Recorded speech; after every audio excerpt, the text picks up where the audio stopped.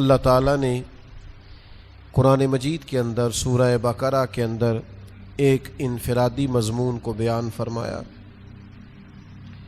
اللہ کریم نے ارشاد فرمایا وَمَن تَطَوَّعَ خَيْرًا، جو اپنی طرف سے بھلائی کا کام کرے گا، اپنی چاہت سے نیکی کرے گا، فَإِنَّ اللَّهَ شَاكِرٌ، تو وہ اللہ تعالیٰ کو قدر کرنے والا پائے گا،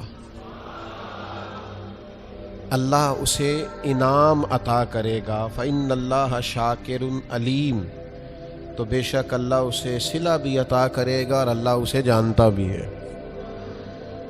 اپنی طرف سے جو نیکی کرے، جو بھلائی کرے، جو نفلی کام کرے، جو چیزیں اس پر فرض نہیں ہیں، واجب نہیں ہیں، ضروری نہیں ہیں، ان چیزوں پر بھی جو شخص عمل کرے گا اور خیر کرے گا تو فَإِنَّ اللَّهَ شَاكِرٌ، جب انسان کو شاکر کہا جائے گا تو معنی ہوگا شکر ادا کرنے والا، اور جب اللہ کو شاکر کہا جائے گا تو معنی ہوگا قدر کرنے والا۔ اگر تم اپنے پاس سے نیکی کرو، یہ کیا ہے؟ یہ اللہ تعالیٰ نے نیکیاں کرنے والوں کی حوصلہ افزائی فرمائی ہے کہ اگر تم نیکی کرو گے، اگر تم جذبہ دکھاؤ گے، اگر تم خیر میں آگے بڑھو گے تو پھر یاد رکھنا تمہاری قدر بھی کی جائے گی، پھر تمہارا اعزاز بھی ہوگا، پھر تمہارے لیے اضافی نمبر بھی ہوں گے، تمہاری قدر و منزلت پھر انفرادی ہوگی۔ میرے عزیز، حوصلہ افزائی زندگی میں بڑی ضروری ہوتی ہے، حوصلہ شکنی بھی بڑی ضروری ہوتی ہے۔ کوئی غلط کام کرے تو اس کی حوصلہ شکنی کریں، اس کو منع کریں۔ کوئی شخص اچھا بھلا ہے اور جان بوجھ کر بھیک مانگتا ہے تو اسے بالکل نہ دیں، اس کی حوصلہ شکنی کریں تاکہ اسے کام کاج کی عادت پڑے۔ لیکن اگر کوئی خیر کا کام کرتا ہے، کوئی اچھا کام کرتا ہے، کوئی بہترین عمل کرتا ہے تو اس کی حوصلہ افزائی کریں، جیسے اللہ نے جگہ جگہ قرآن مجید میں ایمان والوں کی حوصلہ افزائی فرمائی ہے۔ ہم دونوں معاملات کے اندر کمزور ہوتے جا رہے ہیں، حوصلہ شکنی بھی نہیں کرتے، بزدل ہوتے ہیں، کیونکہ حوصلہ شکنی کرنے والوں کو لوگ برا کہتے ہیں، حوصلہ افزائی بھی نہیں کرتے کیونکہ کنجوس ہوتے ہیں، الا ماشاء اللہ۔ حوصلہ شکنی کریں، پتہ چلے آپ طاقتور ہیں، بزدل نہیں ہیں۔ حوصلہ افزائی کریں، پتہ چلے کہ آپ سخی ہیں، کنجوس نہیں ہیں۔ یہ جو حوصلہ افزائی ہے نا، یہ نکمے آدمی کو بھی کام کا بنا دیتی، اس کو بار بار کہنا تو بڑا باصلاحیت ہے، تو نے کر جانا ہے۔ لیکن حوصلہ شکنی، بچہ فیل ہو گیا، یہ ابھی گزشتہ دنوں رزلٹ آیا میٹرک کا، تو وہ اس نے چھلانگ لگا دی پانی میں اور خودکشی کر لی۔ تو جب لوگوں نے تھوڑی ریسرچ کی، تحقیق کی، تو پتہ چلا کہ گھر کا ماحول بڑا گھٹن والا ہے۔ وہ اس گھر کا رہنے والا ہے جہاں کہا جاتا ہے کہ تسی نہیں کدی کامیاب ہو سکتے۔ مینوں پہلو ہی پتا سی، میں پہلے سے جانتا تھا تیرا یہی حال ہونا ہے۔ وہ باتوں کی جو چبھن اسے رزلٹ آتے ہی محسوس ہونے لگی۔ سارے بچے ذہین نہیں ہوتے، سب کا حافظہ مضبوط نہیں ہوتا، کمزور بھی ہوتے ہیں بیچارے کئی، اللہ تعالیٰ کی توفیق ہے، پیچھے بھی رہ جاتے ہیں بعض اوقات۔ تو اس بچے نے بیچارے نے اس بات سے ڈر کے کہ اب تو مجھے بڑی باتیں ہوں گی، اور کچھ والدین ایسے ہوتے ہیں وہ تقریر پھر شروع کرتے ہیں تو الا ماشاءاللہ ختم ہی نہیں ہوتی۔ وہ کہتے ہیں میں تو تیری وجہ سے پورے خاندان میں منہ دکھانے قابل نہیں رہا، دوست پوچھیں گے تو کیا کہوں گا، فلاں کا بچہ کہاں پہنچ گیا۔ اس کو کمپیریزن کر کے، تقابل کر کے مختلف لوگوں سے احساس کمتری کا شکار کر دینا، اس بچے نے بیچارے نے چھلانگ لگا دی۔ حوصلہ افزائی کریں، حوصلہ افزائی کی ہر ایک کو ضرورت ہوتی ہے، بچے کی بھی ضرورت ہوتی ہے اور جوان کو بھی ضرورت ہوتی ہے، بوڑھے کو بھی ضرورت ہوتی ہے۔ ہاں، حوصلہ افزائی کی ان پڑھ کو بھی ضرورت ہوتی ہے اور پڑھے لکھے کو بھی ضرورت ہوتی ہے۔ حوصلہ افزائی کی ان لوگوں کو بھی ضرورت ہوتی ہے جو کارکن ہوتے ہیں، اور ان کو بھی ضرورت ہوتی ہے جو قائد ہوتے ہیں۔ حوصلہ افزائی کریں۔ یہ ذرا قرآن مجید کا انداز دیکھیں نا، اللہ تعالیٰ نے حوصلہ افزائی کی اہل ایمان کی. ان الذین آمنوا وعملوا الصالحات اولئک هم خیر البریہ. فرمایا جو ایمان لا کر اچھے عمل کرے یہی تو ساری مخلوق سے افضل ہے. ان الذین آمنوا وعملوا الصالحات لهم اجر غیر ممنون. فرمایا جو ایمان لا کے اچھے عمل کرے گا میں تمہیں ایسا اجر دوں گا، ایسا اجر دوں گا، ایسا اجر دوں گا جو کبھی ختم ہی نہیں ہوگا.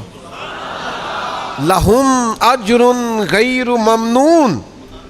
اور یہ سورہ والتین میں بھی ہے، لہم اجر غیر ممنون، ایسا اجر دوں گا جو کبھی ختم.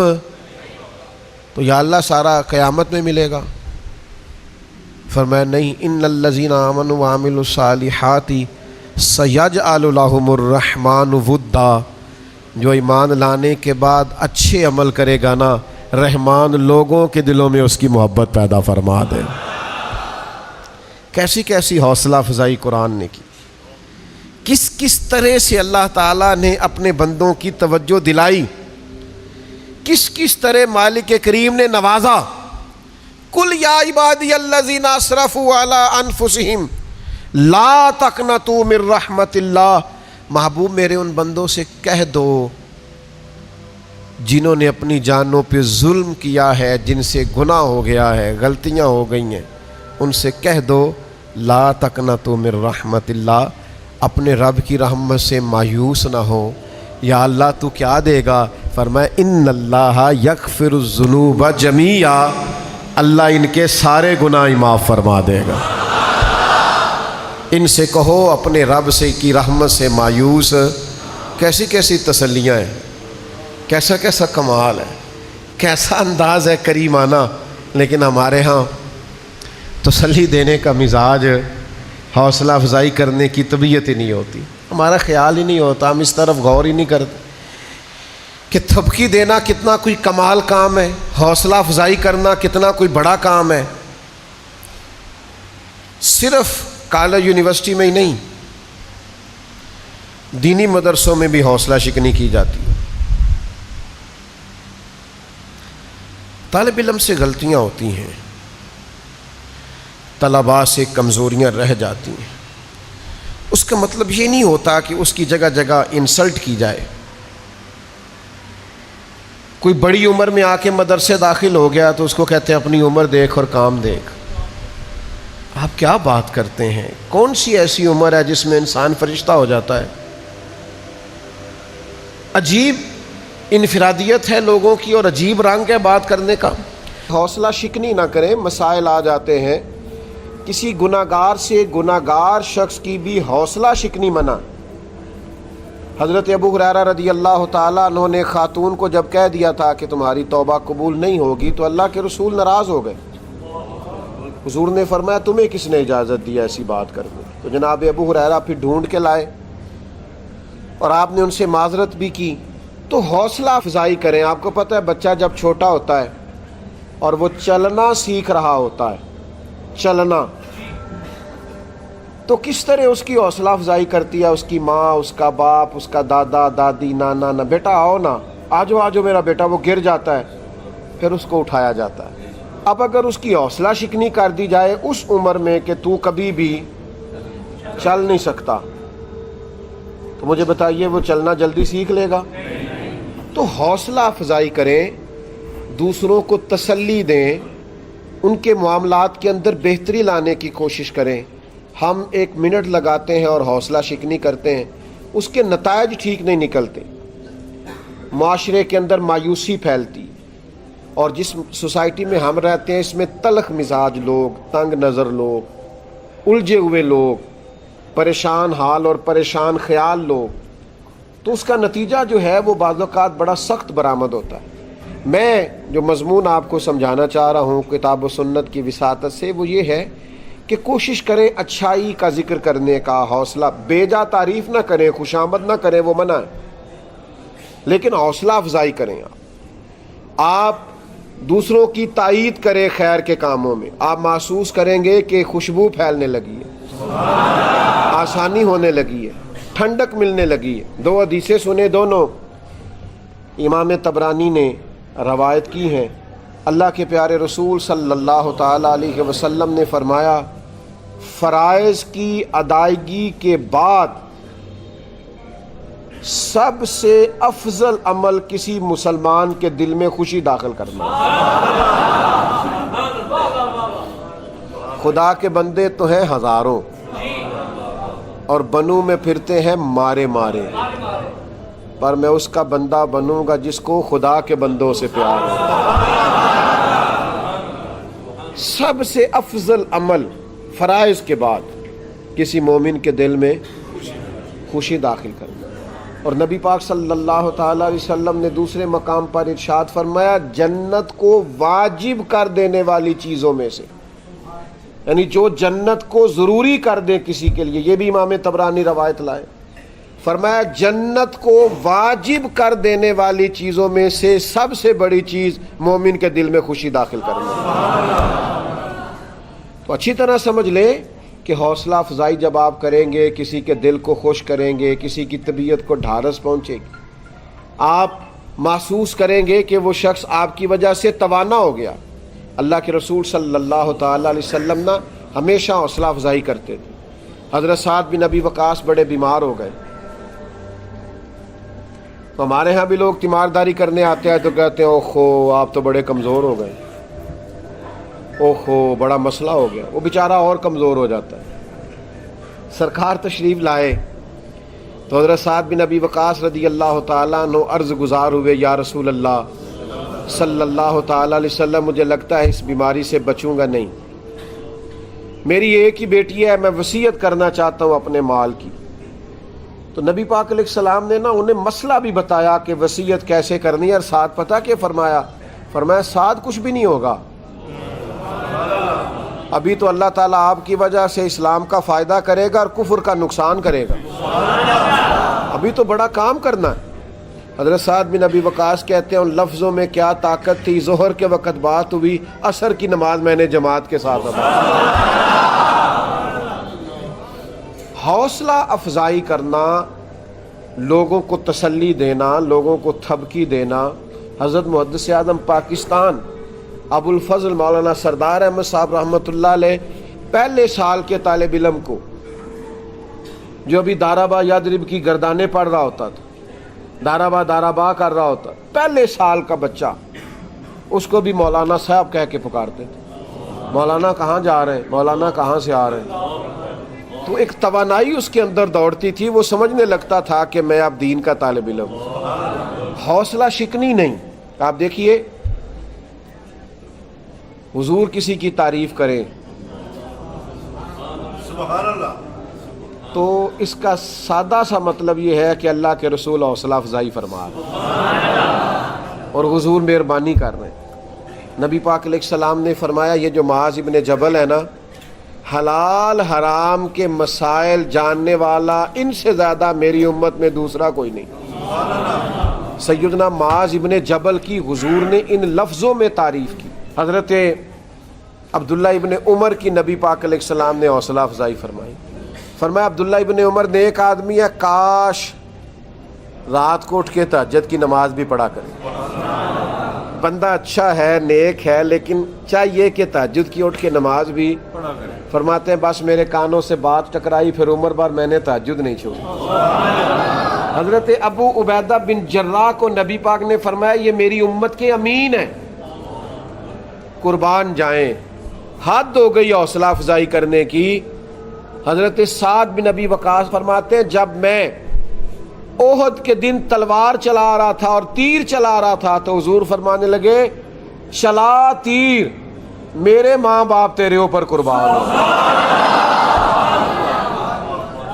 کیا حد ہے حوصلہ افزائی، یعنی بات کہاں تک چلی گئی۔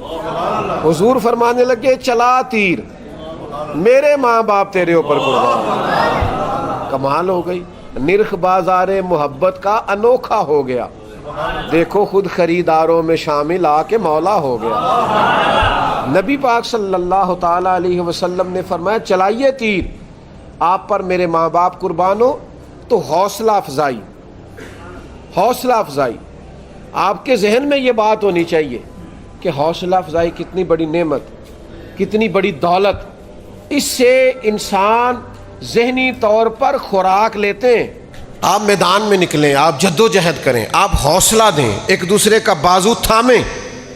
ہم غار سور پہ چڑھ رہے تھے، ہمارے ساتھ ایک بزرگ تھے تو وہ ذرا کمزوری دکھانے لگے، بہت سال پرانی بات بتا رہا ہوں، کوئی 12-14 سال پہلے وہ کمزوری دکھا رہے تھے، چڑھا نہیں جا رہا تھا، تو بار بار کہتے تھے کہ یار تسی ہو کے آ جاؤ۔ تو ذرا آگے گئے تو ایک شخص کو دیکھا، ترکی کا رہنے والا، تو بیساکھیاں اس نے لگائی ہوئی، ایک ٹانگ اس کی چلتی ہے دوسری نہیں چلتی۔ وہ جگہ دیکھنے جا رہا ہے جس جگہ جناب ابو بکر صدیق نے محبوب کا سار اپنی گود میں رکھا تھا، جگہ دیکھنے جا رہا ہے۔ اب اس کو دیکھ لیا بس، تو ایسا حوصلہ ہوا کہ پھر آخر تک جاتے جاتے اس بزرگ نے دوبارہ نہیں کہا کہ میں نے واپس جانا ہے۔ او بھائی اگر ایک ٹانگ والا جا سکتا ہے تو ہم بھی۔ اب وہ جذبہ جناب صدیق اکبر کا کہ حضور کو کندھوں پہ اٹھا کے لے گئے، پباں پار قدم نہیں لاندا، سور پہاڑ تے چڑھیا جاندا، او پہ جاندا جے یار نبی دا، اے اصلی دلدار نبی دا۔ تو بھئی آپ وہ جذبہ رکھیں اپنی طبیعت میں، حوصلہ افزائی کریں، ایک دوسرے کی تسلی دیں، تشفی دیں۔ یہاں نا سوسائٹی میں غریب لوگ مایوس ہونے لگ جاتے ہیں، بے روزگار لوگ بڑی دیر سے جد و جہد کر رہے ہیں، کام نہیں چلتا، آہستہ آہستہ مایوس رہنے لگ جاتے ہیں لوگ، اولاد سے مایوس رہنے لگ جاتے ہیں، دوستوں سے، خاندان سے، قبیلے سے مایوس رہنے لگ جاتے ہیں۔ ان کو زبردست حوصلہ افزائی کی ضرورت ہوتی ہے، تائید کی ضرورت ہوتی ہے۔ ہم کیا کرتے ہیں؟ ہم مزید حوصلے توڑتے ہیں۔ ان لوگوں کی ایسی حوصلہ افزائی کریں کہ ان کی طبیعت میں تازگی آ جائے، ان کی روح کے اندر ٹھنڈک پیدا ہو جائے۔ حوصلہ کوئی بھی بندہ کوئی خیر کا کام کر رہا ہے، اس کی آپ حوصلہ افزائی کریں۔ آپ یقین کریں کہ آپ کو پتہ ہی نہیں کہ وہ کتنی زیادہ دوائیوں کا کام کرتے ہیں، دو جملے، وہ کتنی زیادہ برکت پیدا کرتے ہیں آپ کے کہے ہوئے دو فکرے، وہ کس قدر زیادہ طاقت پیدا کرتے ہیں۔ ایک بچہ بڑا لائق آیا ہمارے ادارے میں، پھر وہ چھوڑ کے چلا گیا۔ تو بچہ بڑا کام کا تھا اور قابل تھا، تو میں زیادہ تو پیچھا نہیں کرتا۔ تو اس بچے کے بارے میں مجھے تشویش ہوئی کہ بچہ کام کا تھا، تو میں نے کہا میں نے ملنا ہے۔ تو پیغام گیا، تو میں نے اس سے کہا کہ بیٹا آپ تو بڑے شوق سے، اپنے شوق سے آئے تھے، چھوڑ کیوں گئے؟ کہنے لگے کہ وہ میرے گلی محلے والے بھی کہتے ہیں کہ مطلب آپ درس نظامی کر کے عالم بن کے تو پھر آگے کیا کرنا ہے، مستقبل کیا ہے؟ تو کہتے ہیں وہ تھوڑا سا نا، ایک دن استاد بھی کلاس میں کہہ رہے تھے کہ حالات بڑے خراب ہیں، مسجد کی کمیٹی والے بڑا تنگ کرتے ہیں، وظیفہ بھی تھوڑا ہے۔ تو وہ محلے والوں کی بھی باتیں، کو ہلکی سی کلاس میں بھی کسی استاد نے اپنی کمزوری ظاہر کر دی۔ کہنے لگے پھر 2-4 جگہ میں نے تھوڑا مطالعہ بھی کیا، آئمہ مساجد کے حالات بھی دیکھے، تو لہذا فیصلہ میں نے یہ کیا ہے کہ میں نے نا کوئی پڑھوں لکھوں گا، دیگر کوئی نوکری کروں گا، تو میں کوئی دنیاوی تعلیم پڑھنی ہے۔ تو میں نے اس بچے سے کہا کہ آپ نے باقی 4-5 امام مسجد دیکھے ہیں، کوئی تگڑا جو ہے مولوی نہیں دیکھا بچوں؟ کہنے لگے کس طرح کا؟ میں نے کہا پیر میر علی شاہ صاحب جیسا، کوئی اعلیٰ حضرت بریلوی جیسا، کوئی حضرت میاں شیر محمد شرک پوری جیسا، کوئی امیر ملت جیسا۔ یہ بھی تو مولوی تھے نا، حضرت امیر ملت حافظ مولانا جماعت علی محدث علی پوری قائد اعظم رات کو ملنے آئے کہ جناب آپ تعاون نہ کریں تو ملک نہیں بنتا۔ او میں نے کہا خدا کے بندے، آپ اگر دنیاوی تعلیم حاصل کرو گے تو نوکری کرو گے، اور رسول اللہ کا دین پڑھو گے تو بادشاہی کرو گے، بادشاہی کرو گے آپ دیکھو گے کمال کیسا ہوتا ہے۔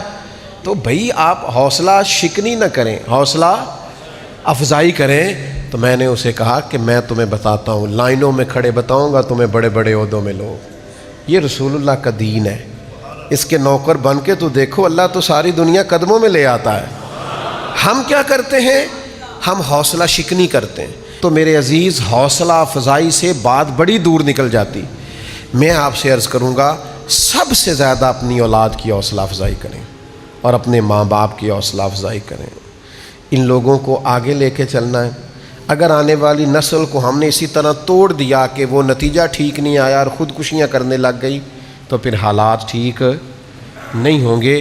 آگے بڑھنے کے لیے ضروری ہے کہ حوصلہ دیا جائے، تسلی دی جائے، تشفی دی جائے، ڈھارس بندھائی جائے، اس بندے کو تھوڑا سا اس طرح کا اس کو ماحول دیا جائے کہ وہ سکون اور راحت اور ٹھنڈک اپنی طبیعت میں محسوس کرے۔ آپ کی طبیعت میں جتنی بھی تلخی ہو، مہربانی کریں اپنے بچوں پہ نہ نکالیں، اولاد پہ اس طرح کا غصہ نہ کریں جس سے کہ وہ بیچارے گھر آنا جانا ہی کم کر دیں اور گھر میں بیٹھنا ہی چھوڑ دیں۔